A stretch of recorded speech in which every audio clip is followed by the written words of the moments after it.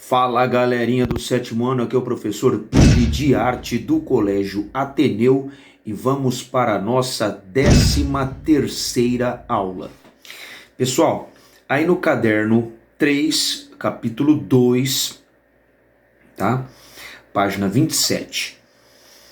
Atrás das cortinas. Então a gente tá vendo uma foto aí dos criadores do Vitaphone, que foi o primeiro sistema de cinema sonoro, cinema com áudio, porque antes o cinema não tinha áudio, né? O áudio era feito ao vivo ali, uma banda, os músicos tocavam ao vivo e não tinha fala, né? Era o chamado cinema mudo. Então esse Vitaphone trouxe o áudio junto ao vídeo, isso em 1927, que era o sistema de som usado para tocar simultaneamente aos longa-metragens e quase 1000 curtas-metragens também, né? Feitos aí pela Warner Bros. Famoso Warner Bros., que é um estúdio americano de cinema e entretenimento com sede no complexo Warner Bros., que é estúdios em Burbank, né, na Califórnia. E foi fundado em 1923 pelos 4 irmãos Henry, Albert, Sam e Jack Warner, tá? E o Vitaphone foi o último grande sistema analógico de som em disco, que era aqueles vinil, né, antigo, que tocava simultaneamente ao vídeo. E o único que foi amplamente usado e comercialmente bem sucedido, tá?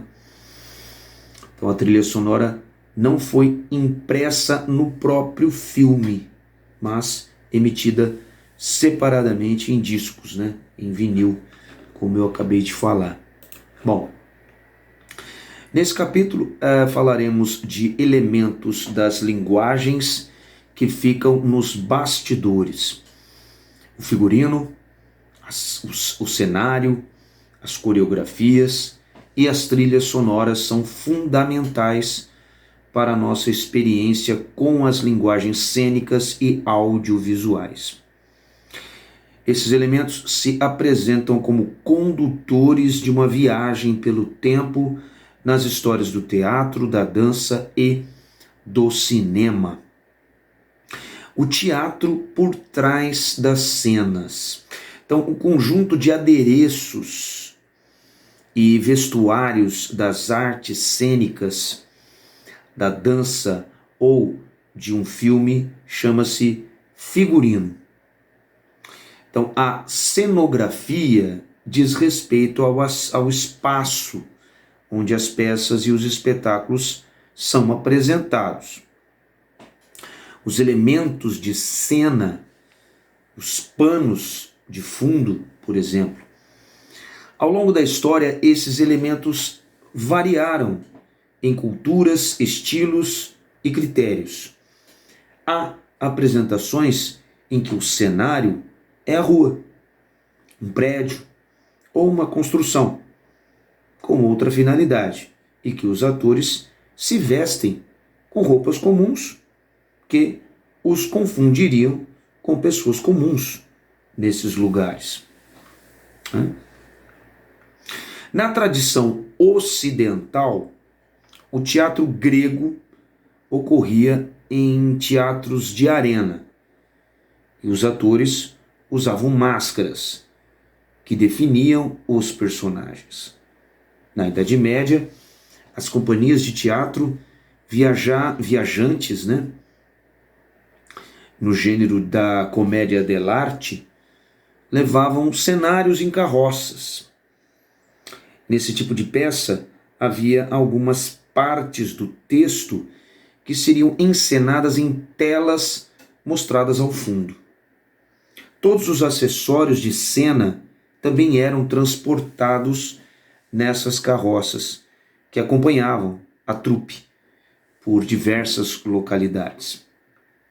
Você sabia que as óperas foram muito populares na China, principalmente no século XIX, a mais conhecida é a Ópera de Pequim.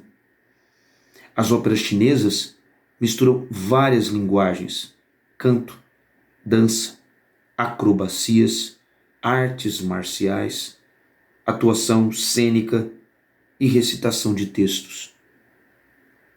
Até o ano de 1919, apenas homens podiam atuar nas óperas.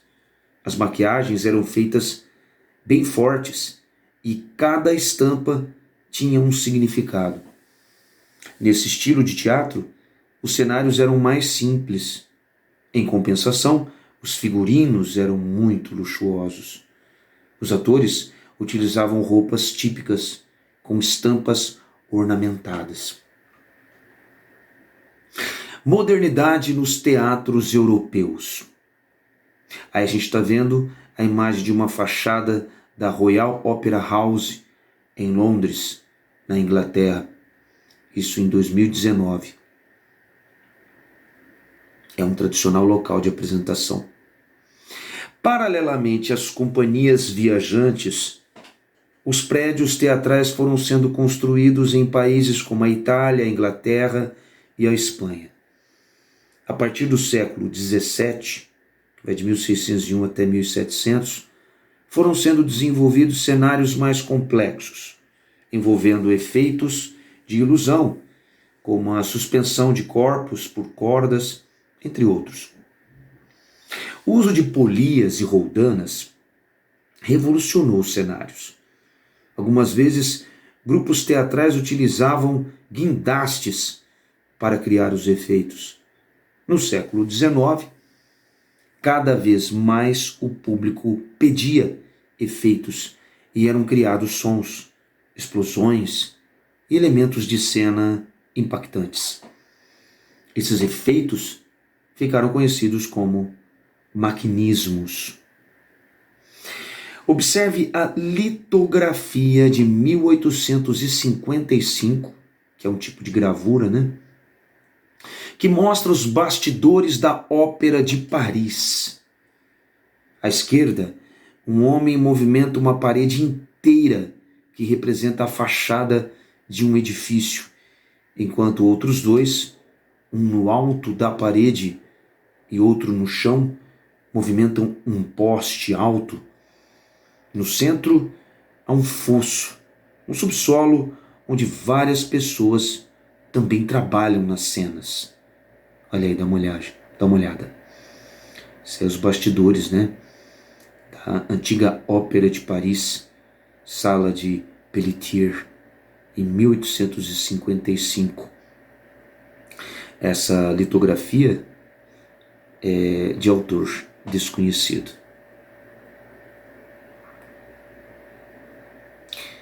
Interligando os saberes.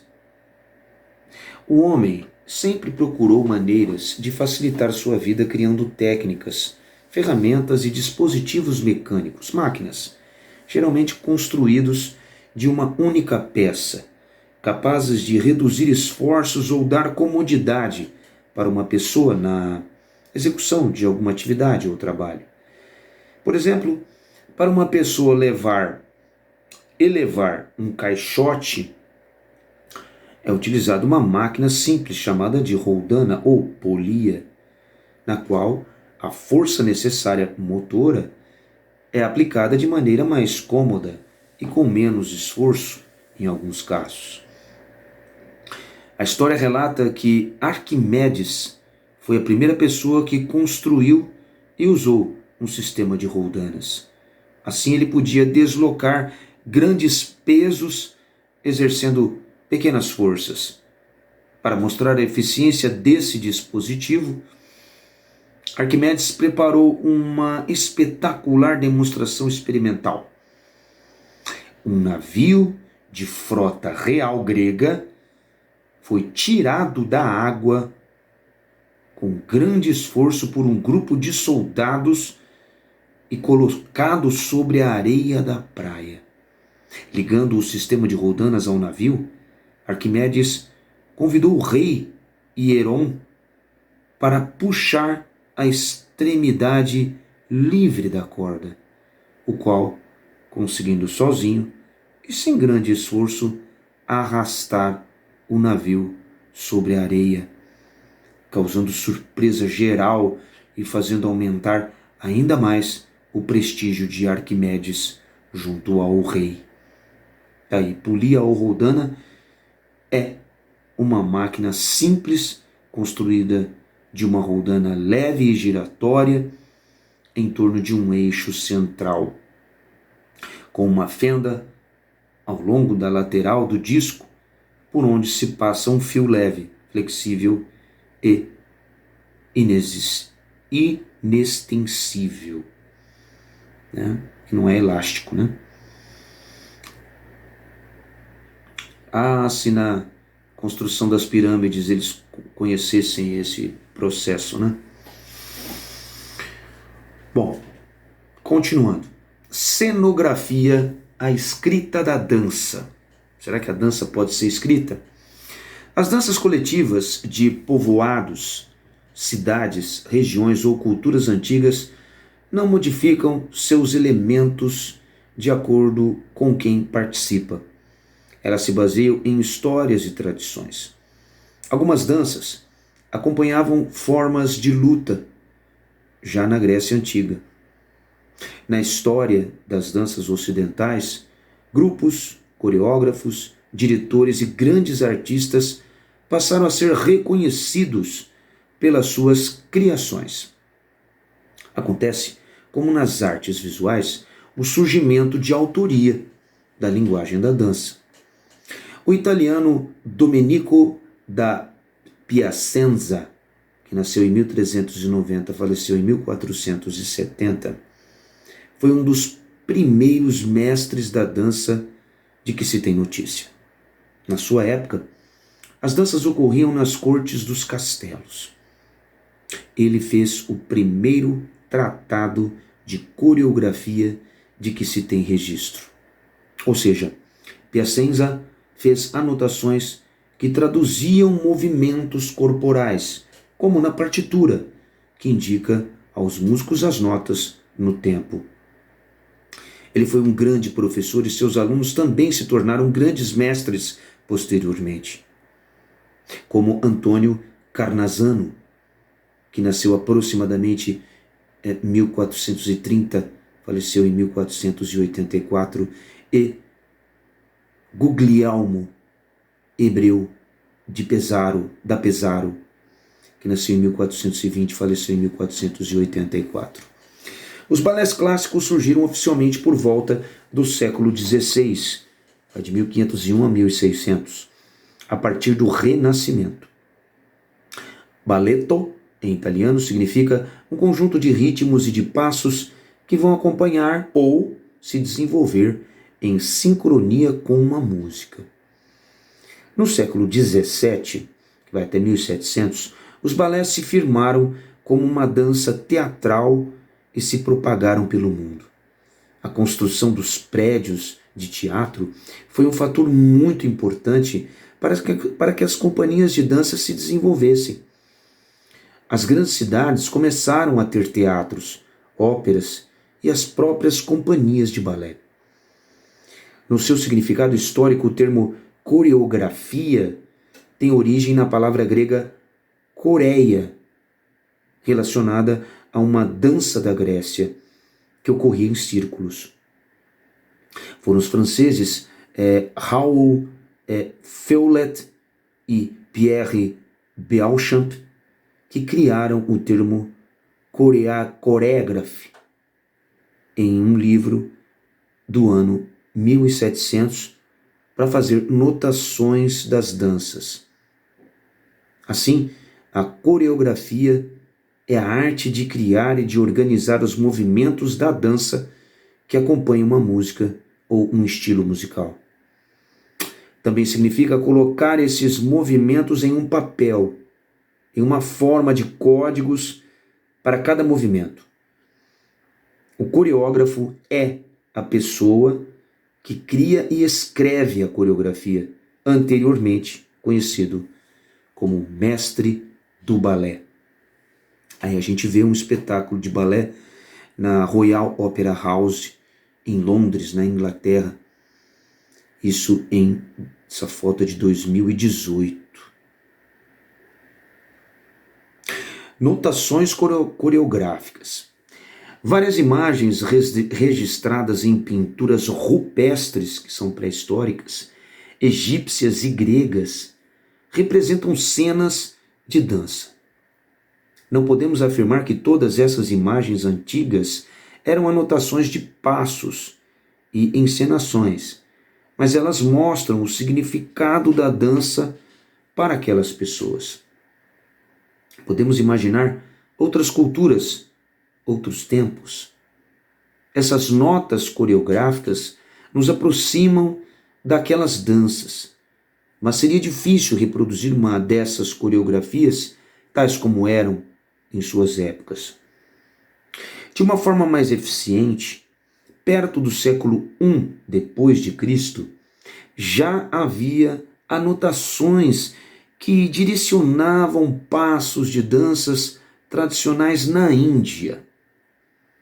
Na Europa, essas formas de registrar as coreografias passaram a ser usadas de maneira mais frequente a partir do século XVI. Observe a coreografia para uma entrée, que é uma entrada, né? Elaborada em 1712 pelo coreógrafo e bailarino francês Louis Guillaume Pecot, nascido em 1653, falecido em 1729.